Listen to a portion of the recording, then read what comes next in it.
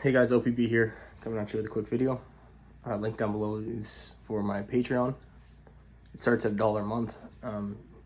If you can't afford $1 a month, as I say, you shouldn't be watching this channel. And you shouldn't be watching any YouTube channel, actually. You should be out there getting a job. So, I'm just on my computer right now, doing a little bit of research of the current situation. I like to try to keep an eye on the stock market. I find that it is a good reflection of what's going on, and what you can kind of forecast what's going to happen financially wise. And obviously as preppers, there's multiple aspects to prepping. It's not just security and homesteading, right? It's financial security, prolonging of supplies and life and everything like that. So there's an article here that says, it's talking about the price of silver, which currently right now 1 ounce is $23.01 US. At the making of this video, this is March 3rd, 2022. It's talking about how inflation is going to have to go, and what the fastest way that silver could hit $100 an ounce. It's saying, in layman's terms, inflation is going to have to hit double-digit levels between 2022 and 2023. Do I foresee that happening?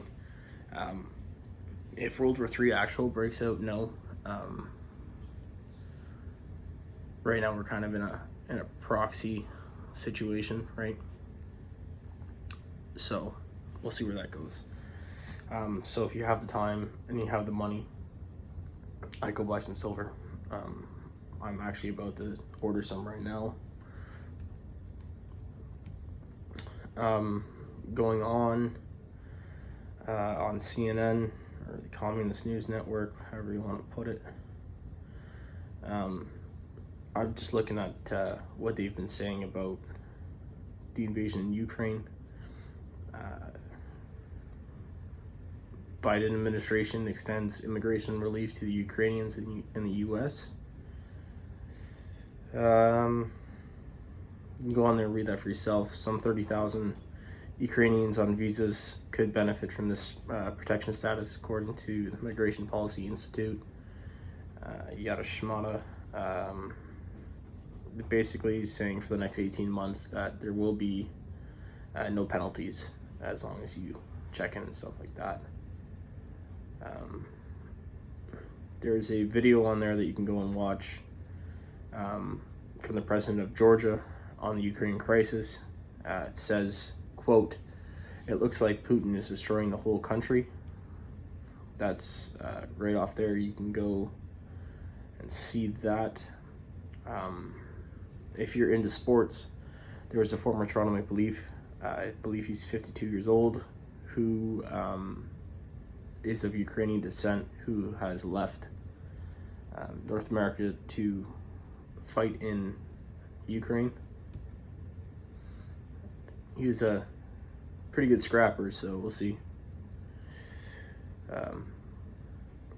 There's over 1 million refugees currently to date that have fled the Ukraine.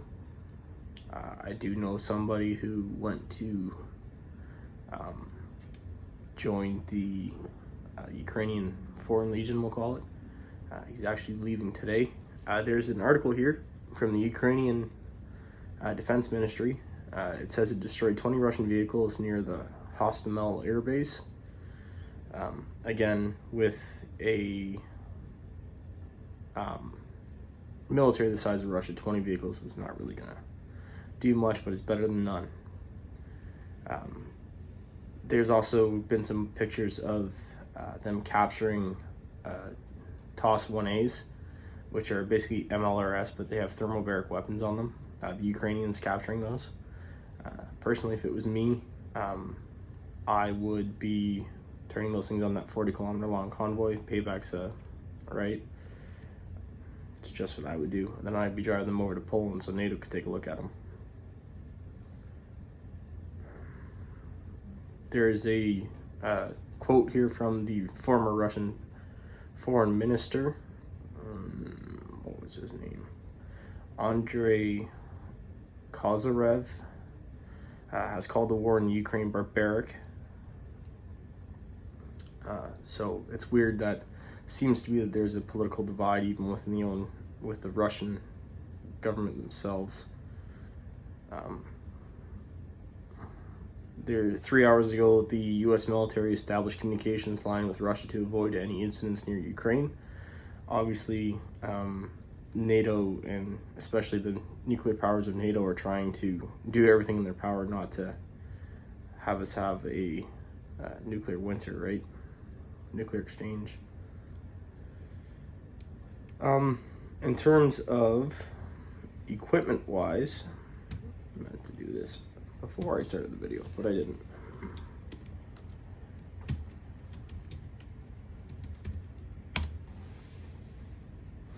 Let's see if I can get it. Yeah, here we go.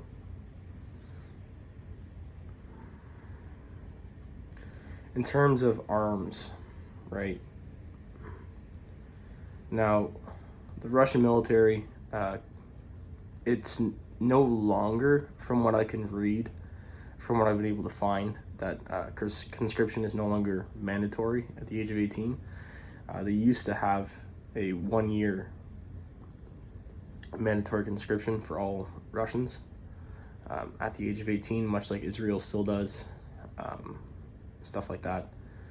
The military age on average is anywhere between 18 and 27, so a fairly young fighting force. I'm actually towards the upper end of that. So they're mostly my age. Active military personnel, they're ranked 5th in the world. They have 1,014,000 active personnel, 2 million reserve.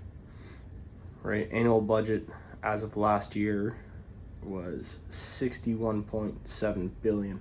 But when you compare that to the United States, you can see where the difference in spending is, right? And that's roughly 4.3% of their GDP. Now, here's the interesting part. Their foreign exports as of 2018 was 19 billion USD. Right about now, that's going to be zero because they can't. So, as I had stated earlier, the equipment that the Ukrainians are using is end of Soviet Union if best, right? The MT-85 is basically a somewhat westernized T-62 at best. So the fact that they're actually able to hold off T-72s, T-80s, T-90s the way they are, and there's really not much of a difference between T-72 and T-80. Again, it's really just a little bit of modernization. That's it. T-90 is a pretty big leap from a T-72, but again, there's lots of modularity, right? The average person would not be able to tell the difference if they lined a T-72, a T-80, and a T-90 side by side. The average person wouldn't know the difference, right? You see this in the news where they're calling everything a tank. Well, no, it's not a tank. That's an IFV, or that's an APC, or that's a minefield clearing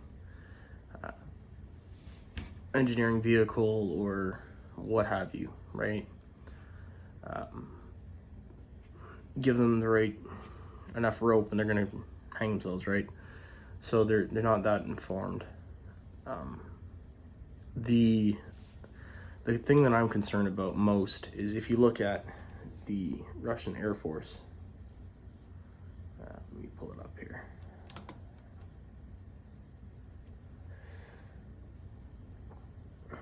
I believe it's something like 1,300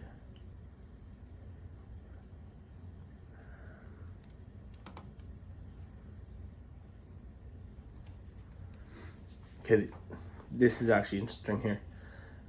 As of 2018, estimates show that Russian Air Force combat pilots average between 60 and 100 hours of flight per year, and transport pilots flying on average 120 hours per year. That's not that much time, right? That's less than an hour a day. So, is there a lack of funding in their military, or have they just forgotten that training is that important? Now, 100 Su-35s is what they're showing here. 200 Su-34s. So the Su-34's NATO reporting name is a fullback. It's basically a strike fighter, two-seat strike fighter. Su-30s, multi-role. Su-27, again multi-role. MiG-35. Sorry, they have 100 Su-30s, 165 Su-27s. That's not including what they've shot down already, right? 25 MiG-35s and 650 MiG-29s. Now, if you want to compare the two, MiG-29 is, if you want to compare it to a Western aircraft, capability-wise, I'd probably say F-16C Block 30.